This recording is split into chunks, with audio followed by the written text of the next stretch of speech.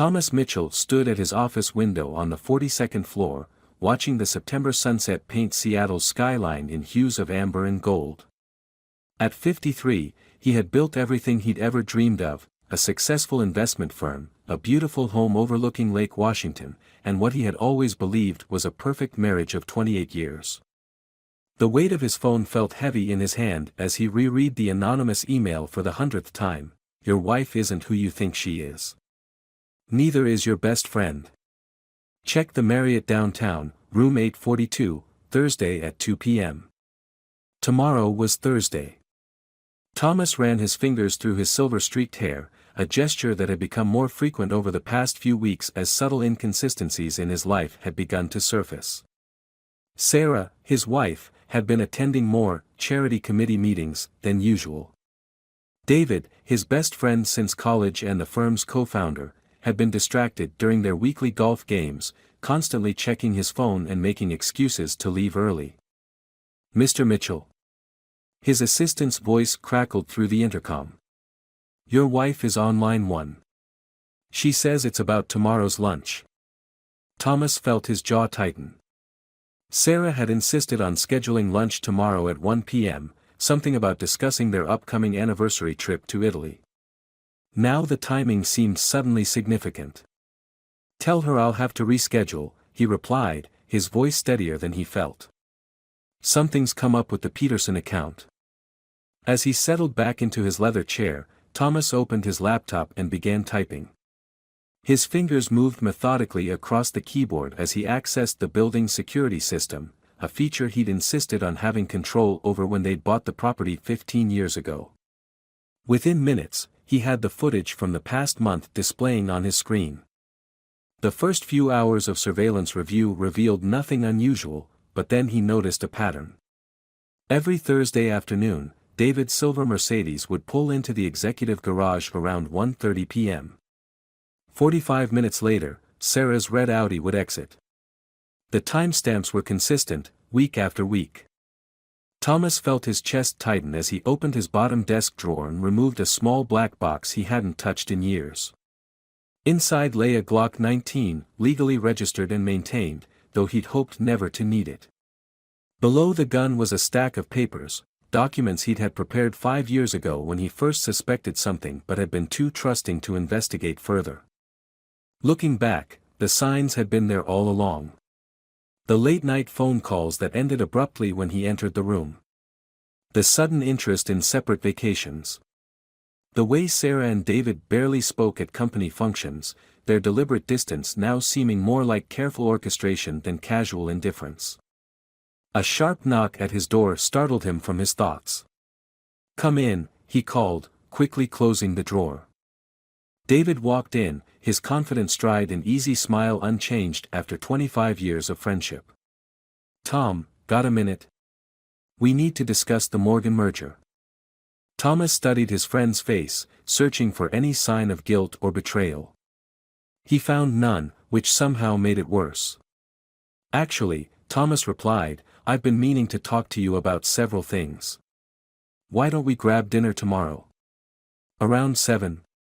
David's smile faltered slightly, so briefly that anyone else might have missed it. Tomorrow?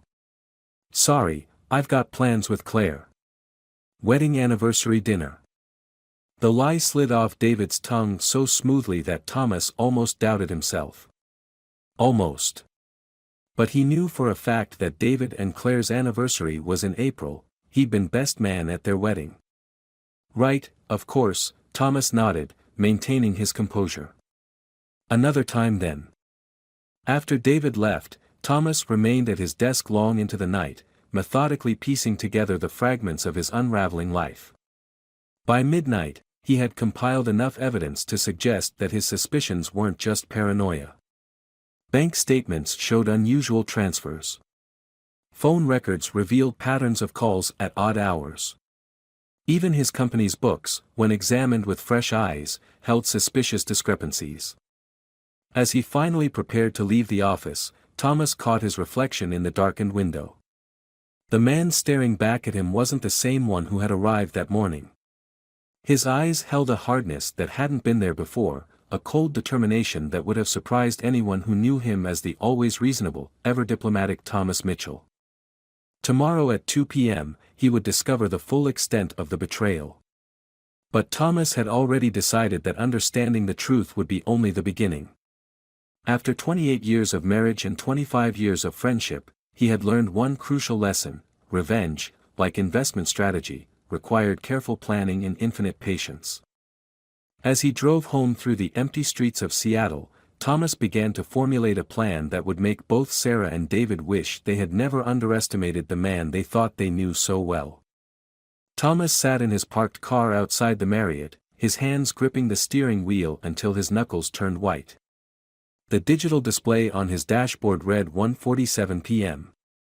Sarah's red Audi was already in the parking structure. He'd seen it pull in 15 minutes ago. David's Mercedes arrived shortly after, just as predictable as the surveillance footage had shown. The weight of the Glock pressed against his lower back, a cold reminder of how quickly rationality could crumble in the face of betrayal. He hadn't decided yet whether he'd brought it for protection or intimidation. Perhaps both. Perhaps neither. The uncertainty of his own intentions frightened him more than anything else. As he rode the elevator to the 8th floor, Thomas thought about the morning's events. Sarah had kissed him goodbye as usual, her lips brushing his cheek with practiced affection. "Don't work too hard," she'd said, adjusting his tie with familiar intimacy. How many other moments like this had been performances?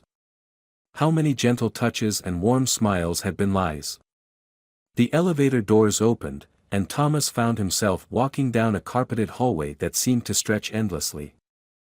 Each step felt heavier than the last. Room 842 was at the far end, around a corner that offered privacy from the main corridor. Of course it was. 1:58 p.m. Thomas pulled out his phone and dialed Sarah's number. It rang twice before going to voicemail. He tried David's next, straight to voicemail. The final confirmation he hadn't wanted but needed. Standing before room 842, Thomas could hear muffled voices inside. A laugh, Sarah's laugh, the one he'd always loved, the one that used to make his heart lighter. Now it felt like acid in his veins. He didn't knock. The keycard he'd obtained from the front desk, amazing what a large bill and a convincing story about a surprise for your wife could accomplish, slid silently into the lock. The green light blinked, and Thomas pushed the door open. The scene that greeted him was worse than he'd imagined, not because of what he saw, but because of how ordinary it seemed. Sarah and David were fully dressed, sitting at a small table covered with papers and laptops. They looked up at his entrance, their expressions shifting from shock to something more complex, not quite guilt, not quite fear, but a mixture of both. "Tom." Sarah's voice wavered. "What are you doing here?" David stood slowly, his hands raised slightly. "This isn't what you think." Thomas felt a laugh bubble up in his throat, harsh, unfamiliar. "Really, David? Because I think you and my wife have been meeting secretly for months. I think you've both been lying to me. I think there's more going on here than just an affair." He stepped into the room, letting the door click shut behind him. "The question is, what else have you been hiding?" Sarah's face drained of color as she noticed his hand moving toward his back. "Tom, please. Don't." His voice cut through the air like a blade. "Just, don't. Show me what's on those laptops." David exchanged a glance with Sarah, and in that silent communication, Thomas saw years of intimacy he'd been blind to. "Tom, we can explain everything," David said, his voice steady despite his obvious tension. "But you need to calm down first." "Calm down?" Thomas moved closer to the table. "I've been calm for months while you both played me for a fool. I've been calm while you corrupted everything we built together. Show me the laptops, or I swear to God. It was for you." Sarah's outburst stopped him mid-stride. "Everything we did was to protect you." Thomas stared at his wife, seeing for the first time the dark circles under her eyes, the strained lines around her mouth that hadn't been there 6 months ago. Protect me from what? David sank back into his chair, suddenly looking every day of his 54 years. From Peterson. From what we discovered about his connections. About what he's really using our firm for. The name hit Thomas like a physical blow. James Peterson, their biggest client, whose account had brought in millions in fees over the past year. The same account that had made Thomas increasingly uneasy, though he'd never been able to pinpoint why. We've been gathering evidence, Sarah continued, her professional mask cracking to reveal the worry beneath. Money laundering, connections to organized crime, political bribes. We couldn't tell you because we knew you'd confront him directly. We needed proof first, enough to take to the FBI without risking retaliation. Thomas felt the room tilt slightly. The gun at his back now seemed absurd, a melodramatic prop in a story far more complicated than he'd imagined. Why didn't you trust me with this? Because we love you, Sarah whispered, tears finally spilling onto her cheeks. Peterson has already eliminated 2 people who threatened to expose him. We couldn't. I couldn't risk losing you. The irony wasn't lost on Thomas. In trying to protect each other, they'd nearly destroyed everything they held dear. But as he looked at the evidence spread across the table, surveillance photos, bank statements, encrypted communications, a new emotion began to replace his anger, fear. Show me everything, he said, pulling up a chair. From the beginning. As Sarah and David began to explain, Thomas realized that his carefully planned revenge had just transformed into something far more dangerous. The real threat wasn't in this hotel room, it was out there, probably already aware that something was wrong. His phone buzzed in his pocket, a text from an unknown number. Hope you're enjoying your family reunion. Say goodbye to them while you can. Thomas looked up at his wife and best friend, seeing them truly for the first time in months. They had risked everything to protect him. Now it was his turn to protect them, if it wasn't already too late. The hotel room felt smaller with each passing minute. Thomas watched as Sarah methodically gathered the scattered documents, her hands trembling slightly but her movements precise. The familiar gesture reminded him of their early years together, when she would organize his chaotic case files late into the night, both of them dreaming of the future they would build. We need to move, David said, already packing up the laptops. That text means they're watching the hotel. We have maybe 10 minutes before. Before they make their move, Thomas finished, the reality of their situation finally sinking in. He showed them the text message, watching as Sarah's face paled further. But we're not leaving through the lobby. They'll expect that. Sarah zipped her laptop bag with a decisive click. The service elevator. I've spent weeks mapping out every exit route. There's a maintenance corridor that leads to the parking garage next door. She met Thomas's questioning look with a slight, sad smile. I couldn't sleep most nights, so I planned. For every possibility. Even this one. The weight of everything she'd carried alone hit Thomas like a physical blow.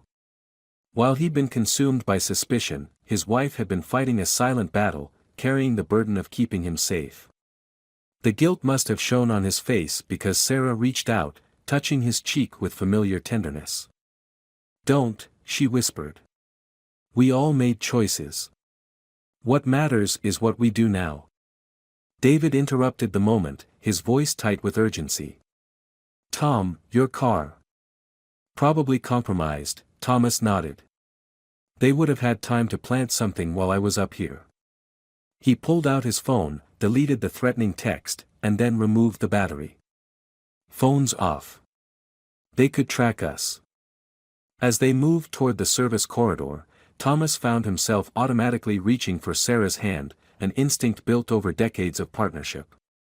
She squeezed back, and in that simple gesture, he felt years of unspoken fear and love and determination.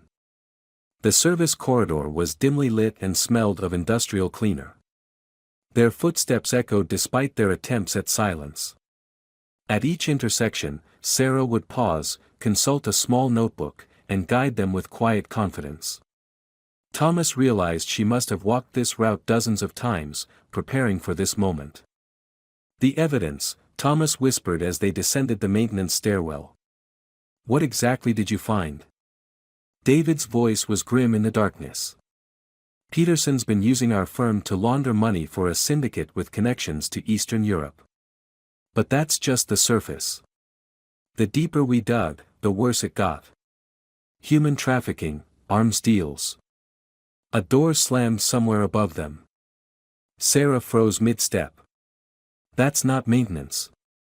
They never use these stairs." They could hear footsteps now, multiple sets, moving with purpose. "Here," Sarah hissed, pulling them through a door into what appeared to be a large laundry room. The industrial washers hummed, masking their movements as they crouched behind a row of massive dryers. Through a small window, Thomas could see their intended exit, the connecting bridge to the adjacent parking structure. It was now or never. "David," Thomas whispered, "the laptops contain everything." "Everything.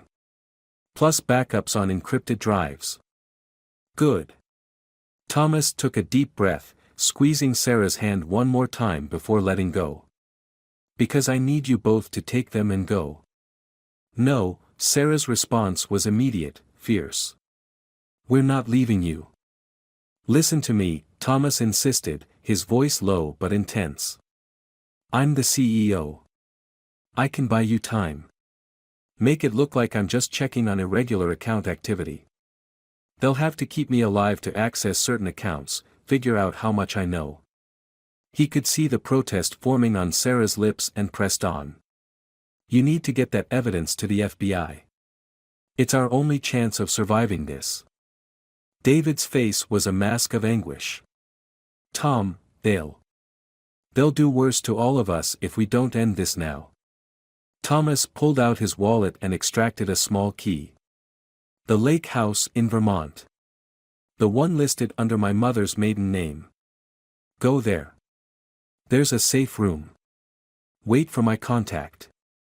The footsteps were closer now. They could hear voices, commands being given in hushed tones. Sarah's eyes filled with tears, but her voice was steady. "Who's the contact?" "Margaret Chen. From the U.S. Attorney's Office. She's been suspicious of Peterson for months. She'll know what to do with the evidence."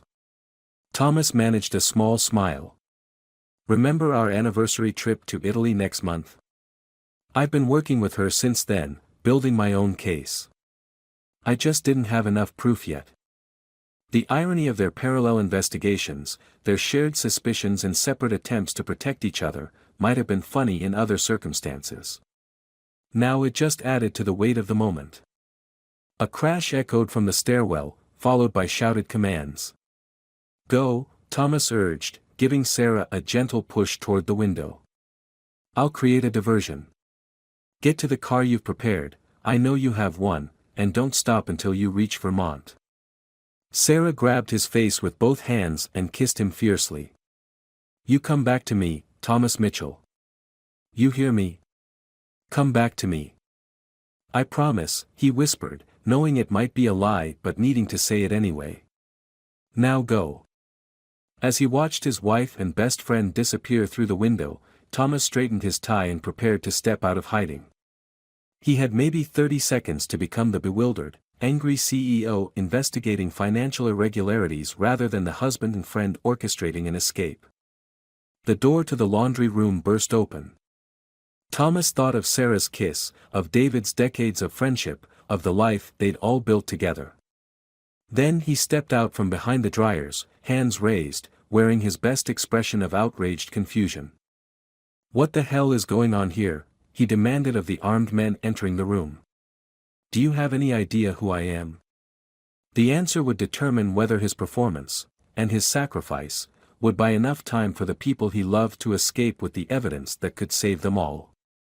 Sarah's hands trembled on the steering wheel of the nondescript Honda Civic she'd purchased 6 months ago under an assumed name. Each mile that carried them away from the hotel, away from Thomas, felt like a physical pain in her chest. In the passenger seat, David sat in taut silence, his laptop clutched to his chest like a shield. "He'll be okay," David said softly, though his voice cracked on the last word. "Tom's smart. He knows how to handle himself." Sarah couldn't respond. The image of Thomas straightening his tie, preparing to face danger alone, kept replaying in her mind. It was exactly the kind of gesture that had made her fall in love with him 30 years ago, his quiet courage, his instinct to protect others at his own expense. They were on I-90 heading east, taking the long way to Vermont to avoid obvious routes. Sarah had planned this escape path meticulously, mapping gas stations, calculating distances between safe houses, but nothing had prepared her for the hollow ache of leaving her husband behind. "I should have told him sooner," she whispered, more to herself than to David. "All those nights I lay awake next to him, wanting to share everything, to warn him." "We both made choices," David replied, his own guilt evident in every word. "We thought we were protecting him. Just like he's protecting us now." A memory surfaced, Thomas teaching their daughter Rachel to ride a bike 15 years ago, running alongside with his hand on the seat, knowing when to hold on and when to let go. Rachel was in London now, thank God, safe in her surgical residency. Sarah had made sure their daughter's accounts and communications were clean, untraceable to any of this. The burner phone on the dashboard buzzed, the only phone they'd kept active. Sarah's heart leaped, but it was a message from one of her carefully cultivated contacts, T alive. "In office. P's men watching." She released a breath she hadn't realized she'd been holding. "He made it to the office. There's surveillance only for now." David nodded, his relief palpable. "Peterson will want to question him himself. He's too careful to act rashly, especially with someone as high-profile as Tom." The late afternoon sun cast long shadows across the highway as Sarah guided the car through Pennsylvania. They'd switched vehicles twice already, using cars Sarah had positioned months ago. Each step of their journey had been planned with methodical precision, but the emotional toll was something she hadn't fully anticipated. "We need to stop soon," David said gently. "You've been driving for hours." Sarah shook her head. "Not yet. We need more distance." "Sarah." David's voice took on the tone he'd used during their college days, when he'd first introduced her to Thomas. "You can't help him if you crash from exhaustion." The truth of his words hit her just as the memory of that first meeting flooded back, Thomas's shy smile, David's proud matchmaking grin, the three of them sharing pitchers of cheap beer and dreams of changing the world. How had they gone from that simple happiness to this complex web of danger and sacrifice? A sign for a small town appeared ahead. Sarah checked her mental map and nodded. "There's a motel here. Off the books, cash only. We can rest for a few hours." As she pulled into the motel's parking lot, choosing a spot with clear sightlines to all exits, Sarah's phone buzzed again. The message was brief: "P arriving office tomorrow 9 a.m. Meeting scheduled." Sarah's blood ran cold. James Peterson, the man whose criminal empire they'd uncovered, would be face to face with Thomas in less than 12 hours. The same man who had orchestrated the accidents that had befallen others who threatened his operations. "David," she said, her voice steady despite her racing heart, "get the backup laptop. We need to go through everything again. There has to be something we can use, something we can release immediately if..." She couldn't finish the sentence. David was already pulling out the computer. "We'll find it. We'll find something to keep Tom safe." In their motel room, surrounded by printouts and humming laptops, Sarah allowed herself a moment of raw honesty. "I can't lose him, David. Not like this. Not when the last months have been filled with secrets and distance instead of..." "Hey." David moved to sit beside her, his presence solid and reassuring. "Remember what Tom always says about the market? The darkest hour is just before dawn. We're going to get through this. All of us." Sarah wiped her eyes and turned to the screens. David was right. Somewhere in their months of investigation, in the thousands of documents and transactions they traced, there had to be something they could use as leverage. Something to keep Thomas alive until they could get the full evidence to Margaret Chen. As they worked through the night, Sarah kept one hand on her phone, waiting for the next message, trying not to imagine what Thomas was facing alone in his office. She had spent months protecting him from the shadows. Now, in the harsh light of their new reality, she would find a way to save him, or die trying. The phone buzzed again at midnight. P changed plans. Arriving tonight. ETA 1 hour. Sarah's heart stopped. They had just run out of time. Thomas sat in his office, watching Seattle's lights flicker against the night sky. Each glowing window represented a story, a life unfolding in the darkness. How many of those anonymous souls were also sitting alone, carrying the weight of protecting those they loved? The gun was gone. Peterson's men had been thorough in their search, but Thomas felt strangely calm. Over the past 6 hours, he'd maintained the facade of an indignant CEO, demanding explanations while carefully revealing nothing about Sarah and David's escape. Every minute he bought them was another mile between his loved ones and danger. His computer screen glowed with financial records, the legitimate face of their business. But Thomas knew what lay beneath the surface now, could see the patterns Sarah and David had uncovered.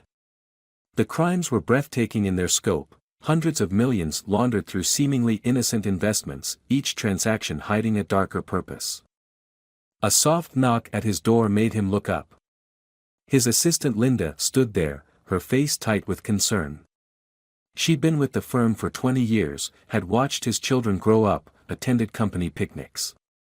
Now she was one of Peterson's people, though Thomas suspected her cooperation came from fear rather than greed. "Mr. Peterson is here," she said softly. Her hands trembled slightly as she straightened papers on his desk, a gesture he recognized as an attempt to warn him, to show some small kindness despite her compromised position. "Thank you, Linda." He caught her eye, trying to convey understanding rather than judgment. "You should go home. It's late." She hesitated at the door. "Mr. Mitchell. I'm sorry." The word seemed torn from her, a whispered confession that could cost her everything. "I know," he replied gently. "Take care of your grandchildren, Linda. That's all that matters now." As she left, Thomas thought of all the threads that bound people together: love, fear, obligation, hope.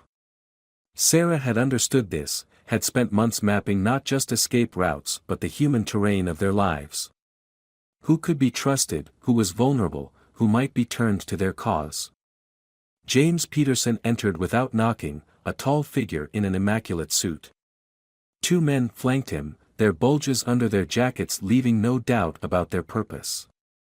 But it was Peterson's eyes that commanded attention, cold, calculating, yet somehow wounded in a way Thomas hadn't expected. "Thomas." Peterson's voice was warm, almost paternal.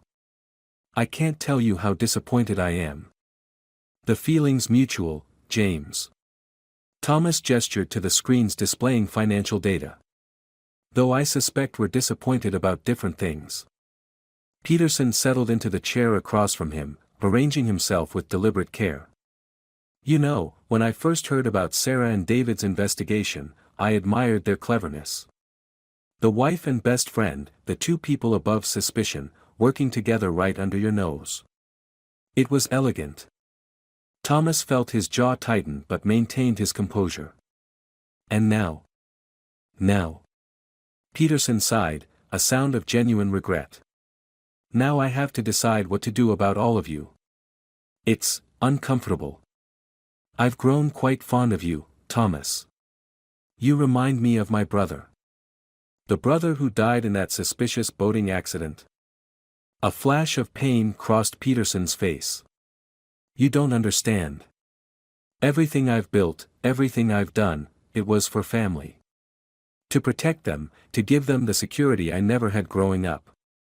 Just like you're trying to protect Sarah now." The comparison made Thomas's blood boil, but he kept his voice steady. Don't pretend this is about family. I've seen the evidence. The trafficking operations, the deaths you've orchestrated. Necessary sacrifices for a greater purpose.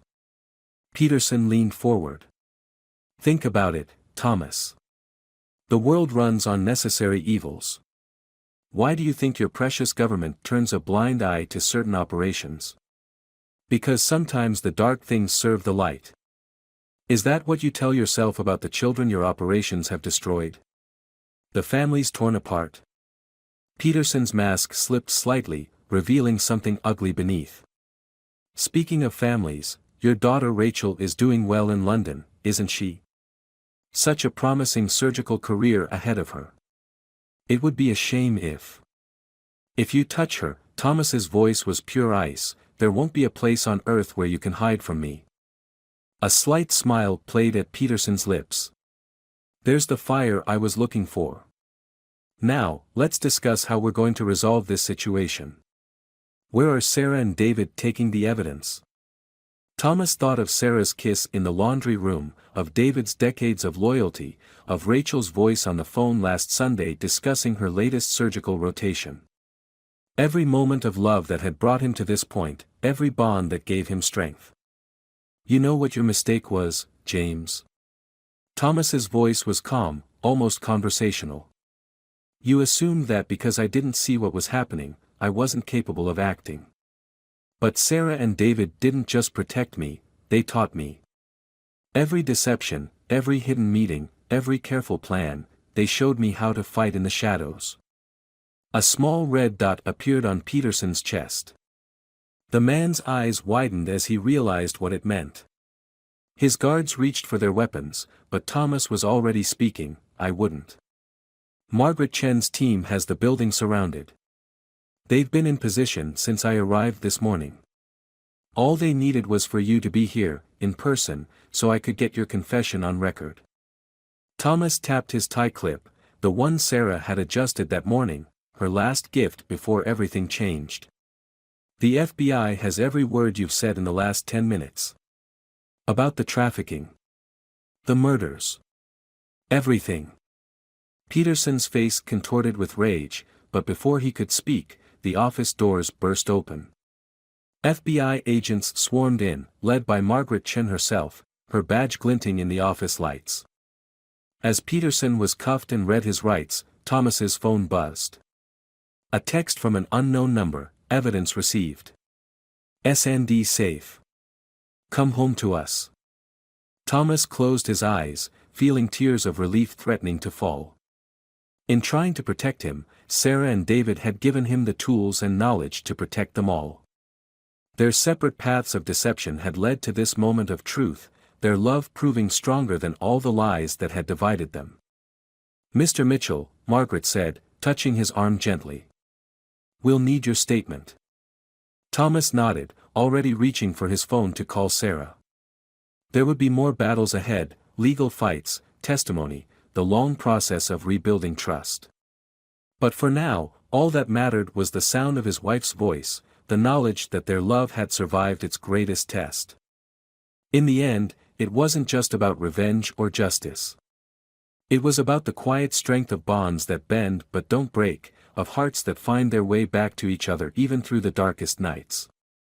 3 months after Peterson's arrest, Thomas stood at the window of their lake house in Vermont, watching the autumn leaves paint the world in shades of gold and crimson.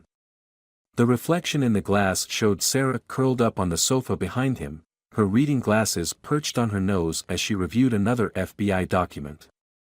Some habits, born of vigilance, were slow to fade. You don't have to keep doing that, he said softly. The case is solid. Chen's team made sure of it. Sarah looked up, her eyes holding that mixture of strength and vulnerability that still took his breath away. I know. I just need to be certain. For all of us. Thomas understood. The hypervigilance, the need to check and double-check, these were the invisible scars they all carried now. David had thrown himself into restructuring the firm, working late into the night to ensure every client, every transaction was beyond reproach. Rachel had taken a leave from her residency to spend time with them, her medical training giving her a unique insight into their healing process. "Come here," Thomas said, opening his arms. Sarah set aside her papers and crossed the room, fitting herself against him with the familiar ease of decades together.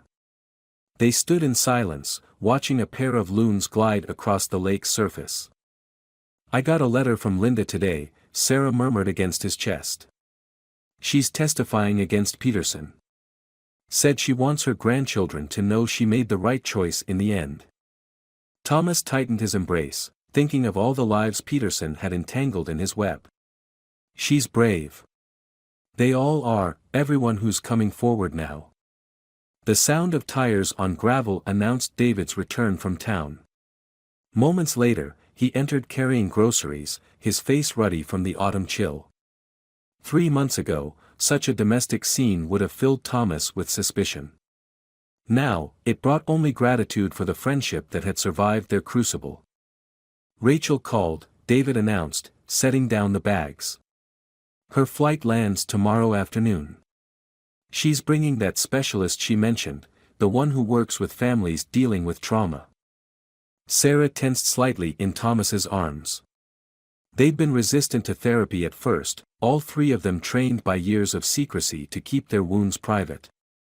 But Rachel, with her doctor's perspective, had been gently insistent. "We don't have to talk about everything at once," Thomas reminded her, echoing their daughter's words.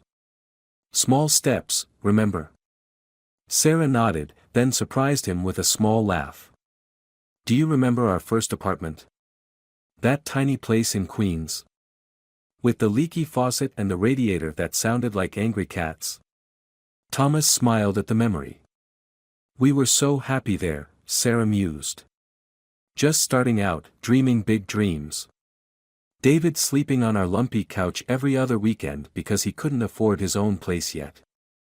Hey, that couch was a luxury compared to my grad school futon," David called from the kitchen, falling easily into their reminiscence.